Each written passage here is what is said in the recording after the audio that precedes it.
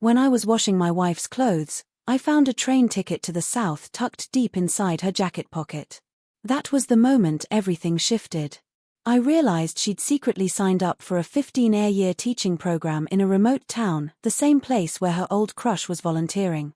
Half a month before her departure, she'd gone to the hospital and ended our child's life.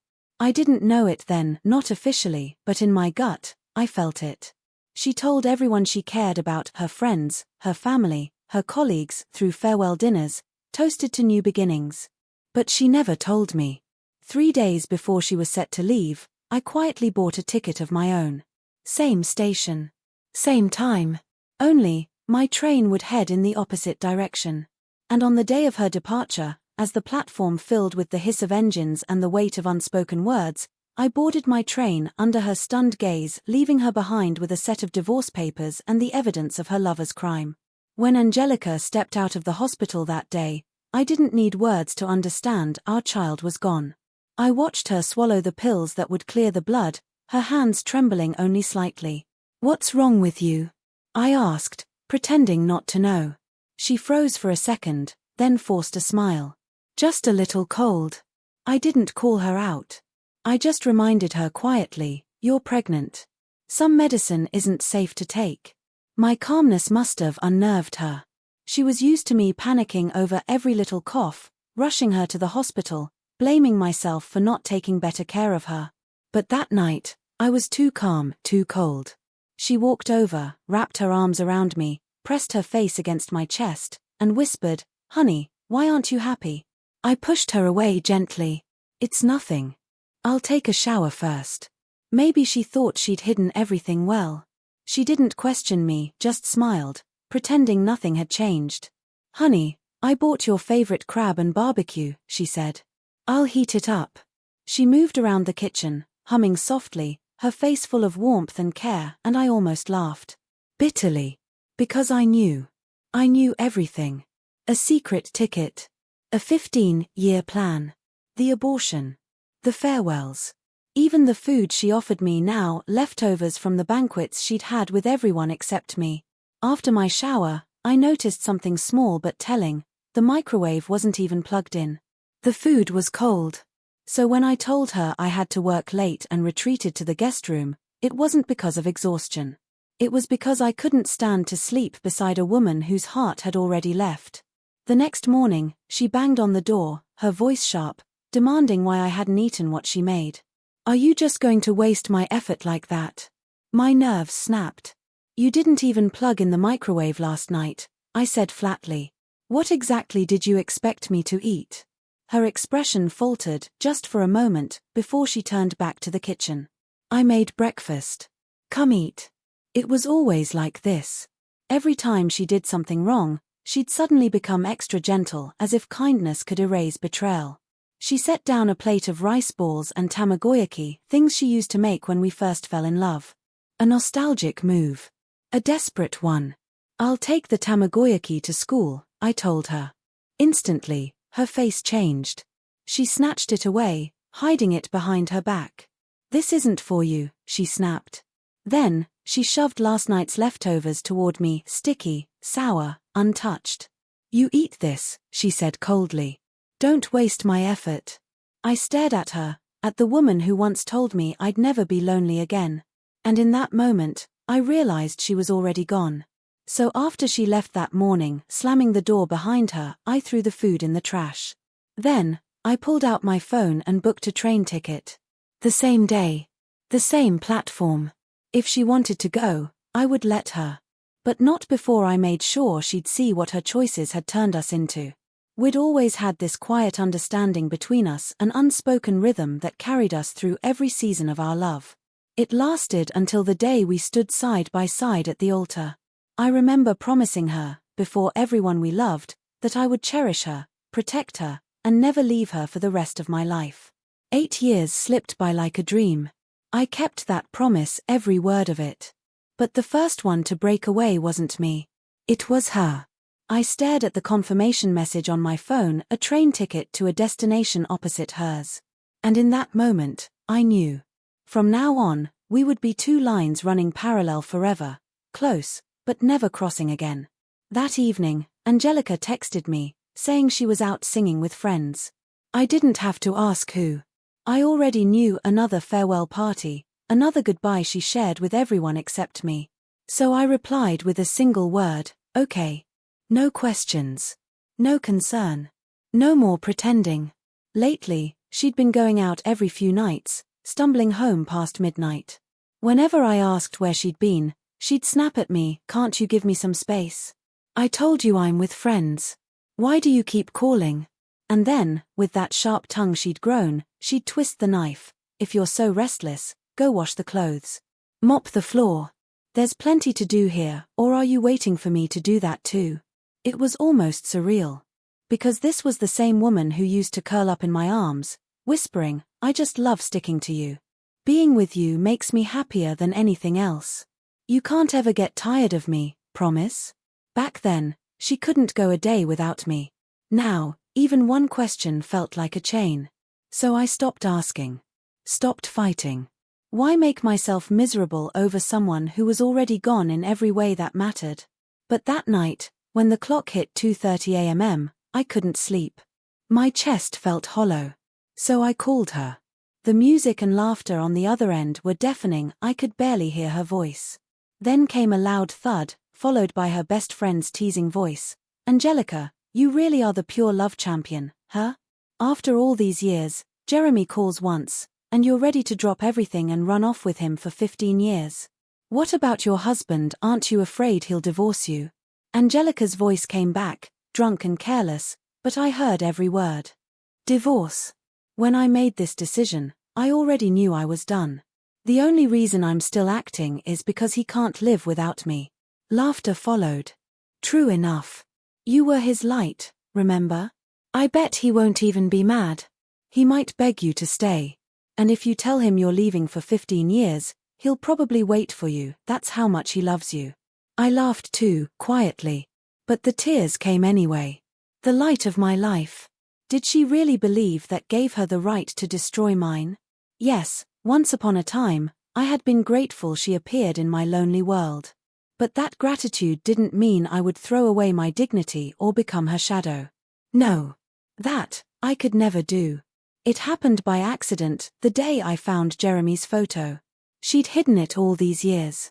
Maybe now, with him back in her life, she wanted to take it with her, to keep those long-buried feelings alive. In the photo, he was young, smiling faintly, hands in his pockets, a white shirt brushing his shoulders. And there, just beneath his neck, a small mole. In the exact same spot as mine. Suddenly, so many things made sense. Why she used to stare at me so intently.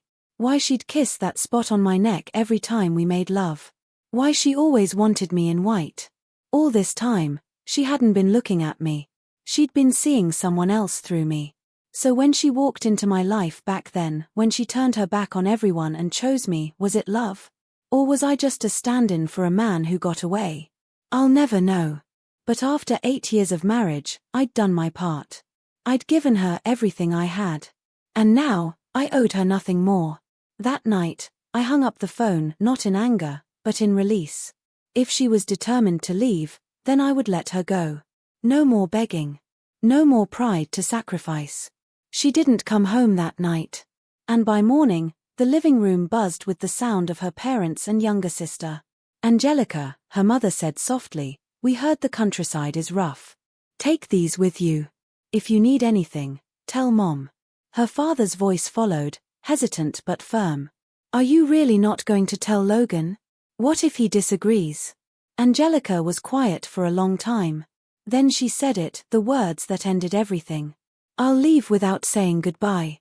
Whatever happens after, he can decide for himself." Her parents sighed. And then, they did what I feared most, they agreed.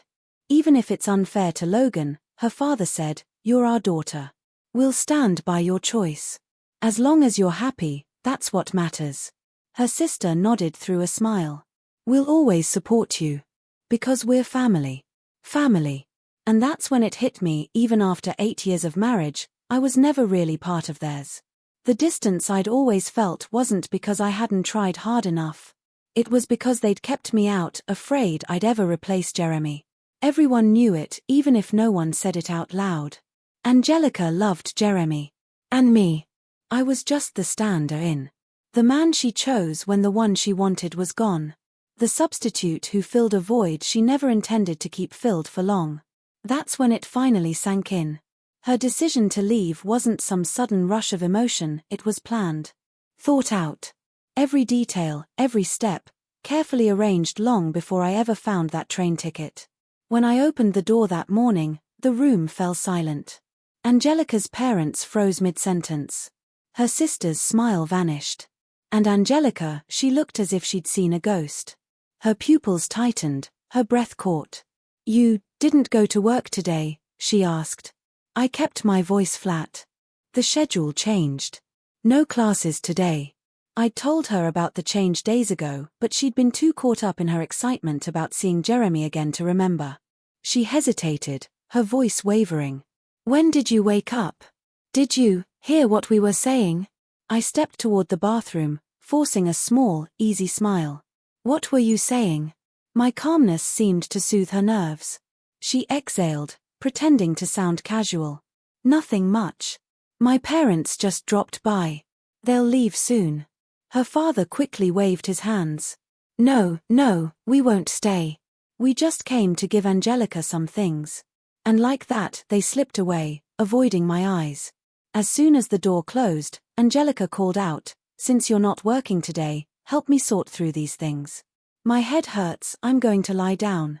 She went to the bedroom, and I stood there, staring at the mess she left behind: thick gloves, padded clothes, sheets, towels, a medicine kit.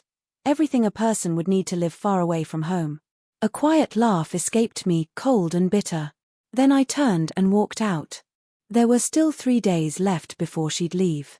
That afternoon, I received confirmation my transfer application had been approved. A new position. Far away. When a colleague who knew me well heard the news, he looked surprised. "You're transferring so suddenly, does Angelica know?" I smiled faintly. "She'll know," I said. "On the day I leave." When I came home that night, the living room looked the same as before. The piles of clothes untouched. Angelica was still asleep. Her phone, however, had been buzzing non-stop on the table. Without thinking, I reached for it, tried to unlock it with my fingerprint. It didn't work. The password had changed too. I smiled. A small, tired smile. Of course it had. She was already gone in her heart, why would she keep my fingerprint there anymore? The phone buzzed again. The same caller. Out of impulse, I answered. A low male voice came through. "Angelica, the day after tomorrow I'll come pick you up. You can stay with me then, it'll be safer that way." My grip tightened. Then he laughed, low and confident. "Oh, and Angelica, bring those clothes I mentioned, the ones in the photos. You know how it is here, the women are so plain, so dull. I can't stand looking at them. I want you to be different." I didn't say a word. Just listened. After a pause, his voice sharpened. "Angelica, why aren't you talking?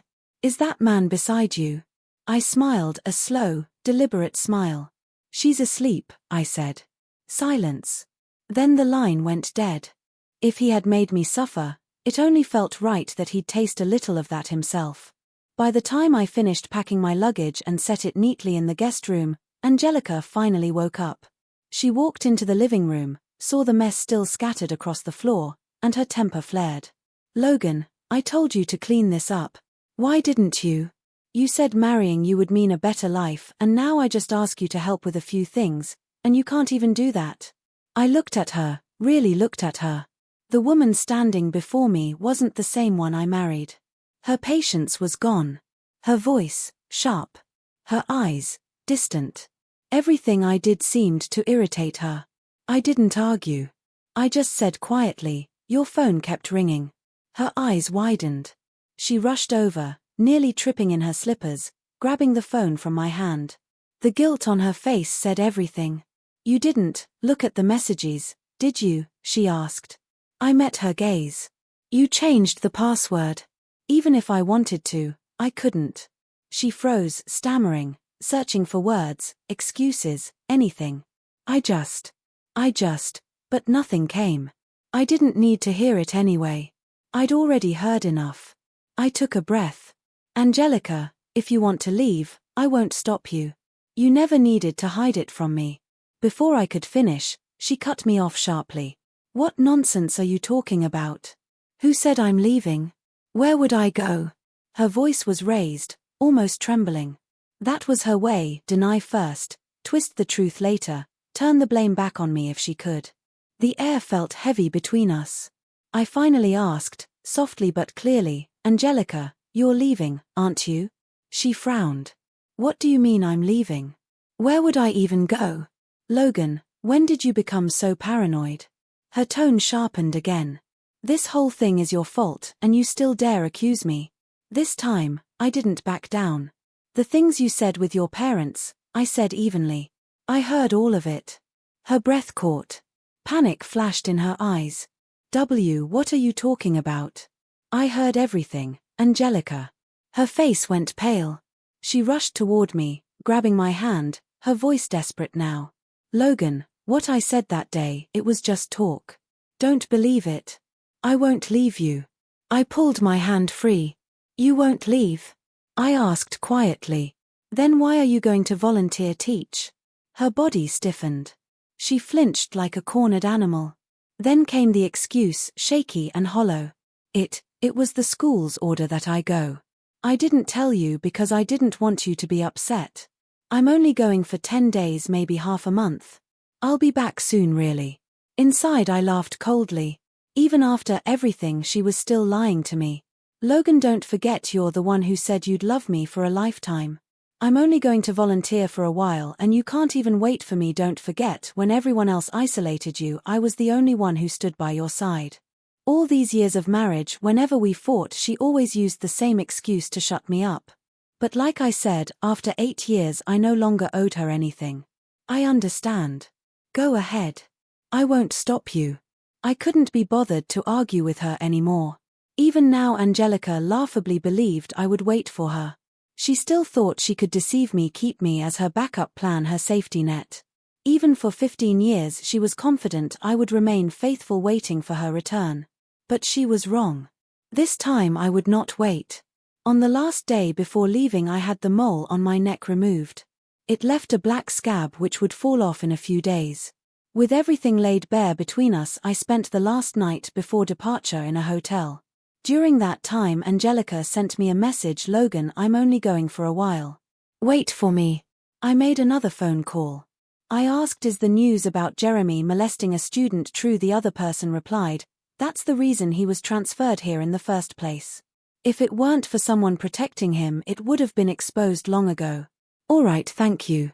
I'll treat you to a meal sometime. After hanging up, I looked again at Angelica's message. And replied, I hope you won't regret it. Chapter 8. The next day I met Angelica at the station.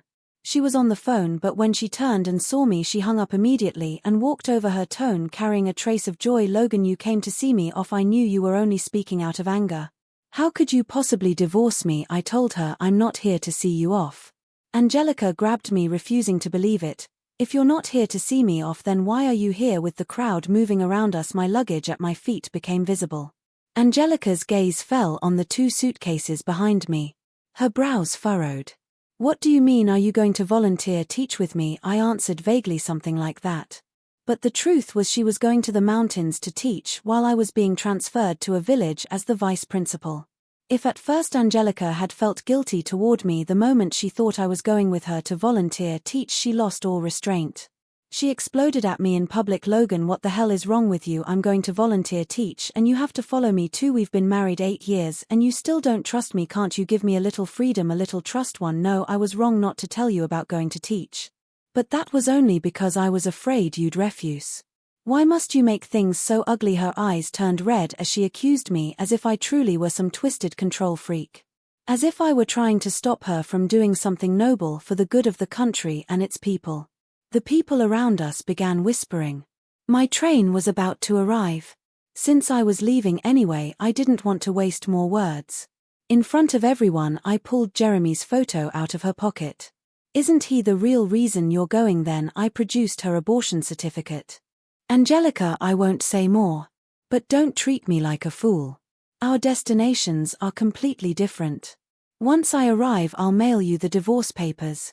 Oh, and Jeremy's secret, I'll send that to you too. No need to thank me.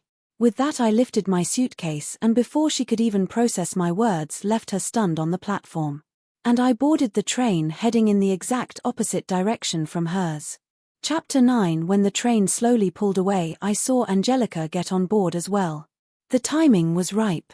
I organized the document a friend had sent me the night before and forwarded a copy to Angelica. She replied immediately asking what it was. I didn't answer her and instead forwarded the document to the Education Bureau. 30 minutes later, Angelica's call came through. I picked up and heard her hysterically demand, "Logan, is this some kind of joke? Just because I'm going to teach in the countryside, you falsely accuse Jeremy like this? I've known him for so many years, there's no way he's that kind of person. I really misjudged you. I never imagined you'd fabricate such lies just to keep me by your side. I won't believe you." She slammed the phone down.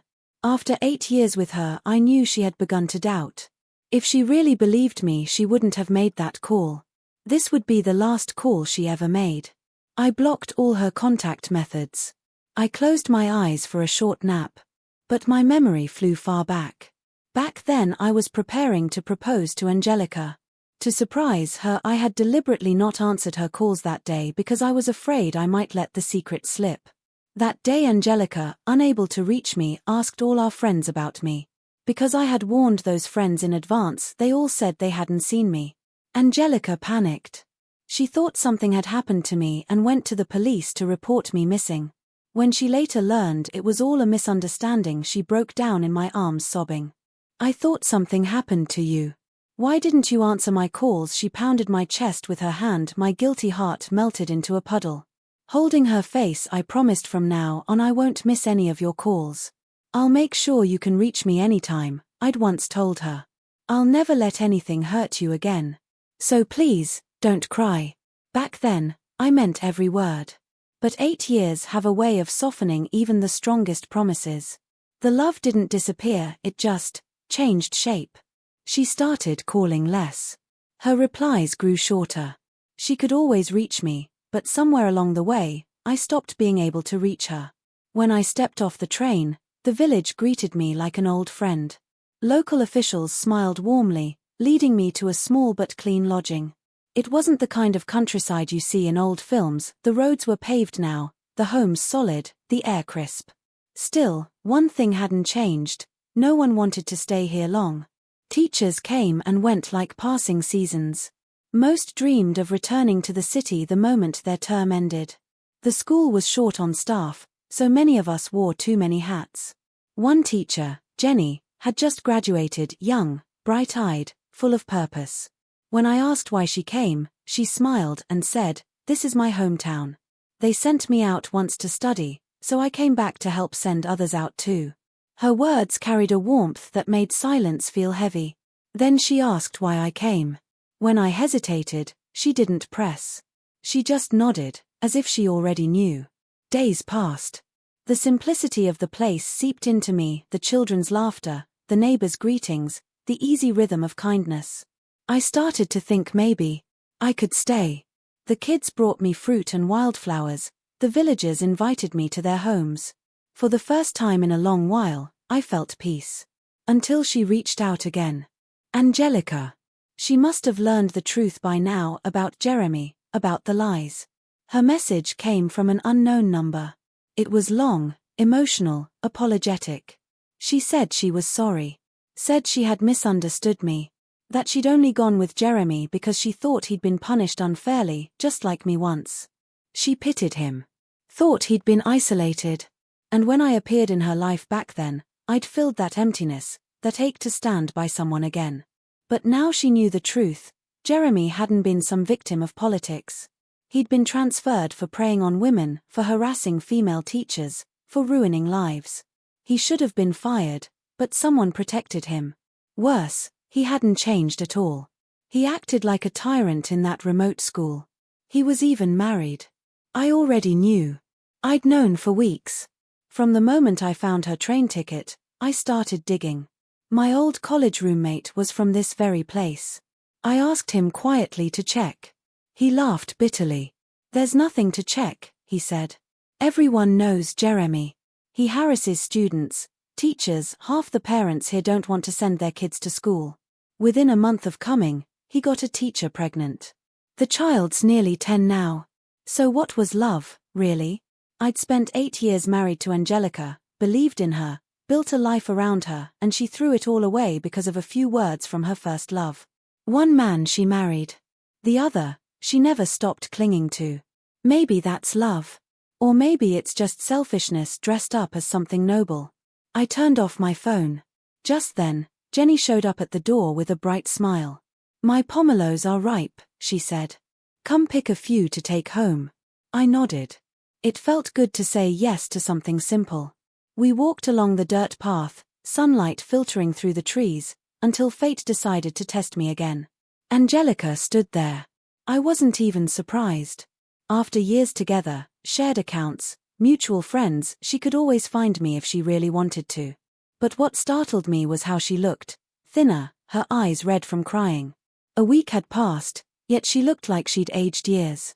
Logan, she said, her voice trembling. I was wrong. Please forgive me. I can explain everything. I was deceived too. Even now, she leaned on that word, deceived. As if saying it could undo what she'd done.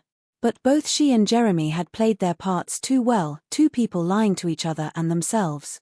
I looked at her, and for the first time, saw her clearly. If Jeremy hadn't gotten married, if he didn't have a child, if you hadn't found out the truth, would you still have come to me? Her eyes faltered. She couldn't answer. Instead, she whispered, Logan, I really do love you. Love? I almost laughed. You don't get to use that word anymore, Angelica. The moment you ended our child's life, you ended our love too. Stop lying to yourself. You and Jeremy, you're the same. You want everything, but you're never willing to give up anything. Panic flashed across her face as she grabbed my arm. No, it's not like that. I never meant to divorce you. No, I said quietly, you just never thought I'd agree to it. Her lips trembled. The silence between us felt like an entire lifetime collapsing. It's over, Angelica. If you didn't come here to talk about divorce, then please, just go. Live separately for 2 years. I'll file the papers myself. Jenny had been standing nearby, silent until now. When she finally spoke, her words cut through the air like a whip. Looking at the pot while eating from the bowl, that's exactly the kind of woman you are. If this were old times, you'd be drowned in a pig cage. Crude, maybe. But painfully true. I couldn't help but let out a short, bitter laugh. Angelica turned toward her, startled, her face tightening. Who are you? Why are you with my husband? Jenny didn't flinch. I'm his colleague. Colleague. Angelica's eyes flicked between us, suspicion clouding what was left of her pride. Her gaze dropped to the pomelos in our hands. For the first time, I think she realized what it felt like to be the outsider. Logan, so that's why you ran so far away, she said, her voice trembling between anger and heartbreak. It's for her, isn't it? You want a divorce because of her. Her words cut through the still air, and I felt irritation rise. Not because of what she said, but because of how easily she could twist things, even here, surrounded by strangers. We were in a small village. News traveled faster than the wind. I could already imagine the whispers. I stepped between her and Jenny, lowering my voice. Do you think everyone is like you? I said coldly. I came here because I don't want to see you anymore. This has nothing to do with anyone else. I had never raised my voice at Angelica before. For a moment, she stood frozen, eyes wide, lips trembling. Then, the tears came, spilling down her cheeks as she whispered, Logan, this is my fault. However long you stay here, I'll wait for you, okay? We won't divorce. No matter how many years, I'll wait. She stepped forward, arms outstretched, ready to hold me. But before she could touch me, a voice thundered from behind. Angelica. Jeremy. He stormed toward us, his face red, his hand grabbing her by the hair and yanking her back with violent force. Didn't you say you liked me? He shouted. Why are you trying to leave me now? It was the first time I'd seen him in person. The man standing before me was nothing like the photo Angelica had kept hidden. Gone was the handsome boy she once adored. What stood there now was a bloated man with a greasy face and a dull stare, his neck buried under layers of fat, a single black hair sticking out from a mole. 10 years had changed everything, his looks, his life, and maybe even his soul. Angelica tried to fight back, but her body was frail, light as a sparrow struggling against a storm. His grip was iron. She could only cry out, "Logan, help me, please, save me." I looked at her, then at the scene before me, two people who had destroyed each other long before this moment. My voice came out cold, detached. "Didn't you say you'd never regret it?" Because that night, when I texted her, "I hope you won't regret it," she had replied with just one word, "Never." I hadn't expected Jeremy to come find me again that night. He barged into my quarters, dropping his heavy frame onto a stool that creaked beneath his weight. I half wondered if it might snap. He didn't waste time. "You're the one who reported me, aren't you?" I didn't deny it. He smirked, resting a fat hand on his stomach. "To be honest, I hated that place anyway. Nothing but peasants. You so much as look at a woman, and they cry harassment. They've never seen the world. City girls, they're different. Slim waists, pale legs, much more fun." I felt sick listening to him. Did he even understand the gravity of what he was saying? Or had his years in isolation rotted away his sense of right and wrong? He seemed convinced that being reported would just send him back to the city, like a transfer, not a punishment. When I didn't answer, his face twisted into something darker. "Since you cost me my job," he said, leaning forward, "I'll have to take something from you. Tonight, your wife will be mine." And then he left, just as suddenly as he'd arrived. That night, the screams came. Angelica's voice, broken, pleading, terrified. Jeremy's, violent, monstrous. I reached for my earplugs, and went to sleep. By morning, Jeremy walked past my door, humming a disgusting display of pride. Inside her room, Angelica lay motionless, her eyes empty, her body trembling. She looked at me one last time, tears streaking her face. "I'm sorry," she whispered. The next day, Angelica submitted the video, the one that showed everything, to the Education Bureau. Until then, they'd only had fragments, complaints, whispers, stories. But now, there was proof. Solid, undeniable proof. The investigation spread fast. They discovered Jeremy's uncle had been shielding him for years. He was stripped of his position. Jeremy was arrested. During the trial, his wife appeared with their child. She revealed that Jeremy had forced her into marriage after raping her. Even after their son was born, he continued to beat them both. The medical reports said it all. This time, there would be no escape. Jeremy was sentenced to prison 3 to 5 years, maybe more. As for Angelica, she left me a letter and a divorce agreement. Her handwriting trembled across the page. "I've already made one wrong choice. I don't want to make another. Logan, I will change. Wait for me." I sighed. Signed the papers. Mailed them back to her. As for waiting, well, that was a decision for another day. The phone rang one quiet afternoon. Her voice was cautious, fragile, like she was afraid the call itself might shatter. "Logan, have you been well?" "I have," I said simply. "I plan to stay here for good." There was silence. Then softly, she asked, "Is it because of her? That girl?" I smiled faintly. "No. It's because I love it here. The children need me." Her breath caught, and her voice broke. "Logan, I know you still haven't forgiven me. I shouldn't have left you for someone like him. I regret it. I really do. These 2 years, I haven't been happy at all. I wanted to call you so many times, but I was scared. Scared you'd say you didn't love me anymore."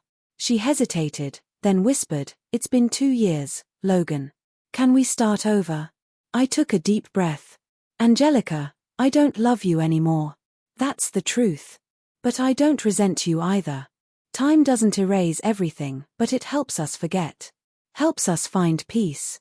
On the other end, she cried, quietly, painfully. "Turns out, the one who can't live without you is me." Just then, Jenny burst into the room holding a notebook. "Mr. Logan." Your class is next. The children are waiting. I nodded, speaking softly into the phone. If there's nothing else, Angelica, I have to go. Goodbye. And I ended the call. Jenny smiled, handing me a bag of Alpenliebe lollipops. Don't forget the candy you promised the kids. I thanked her, picked up my books, and stepped into the classroom. The moment the students saw the candy, their faces lit up. Mr. Logan, we love you so much, they shouted, voices echoing through the small room. I smiled, really smiled, and handed the candy to the class monitor to distribute. For the first time in years, I understood gratitude. Purpose. The quiet joy of being needed. Love had once defined my life. But now I realized there are things in this world far more worthy than love. Back then, Jenny had asked me a question. And now, at last, I had my answer. With my modest strength, I said to myself, I'll help send these children out of the mountains.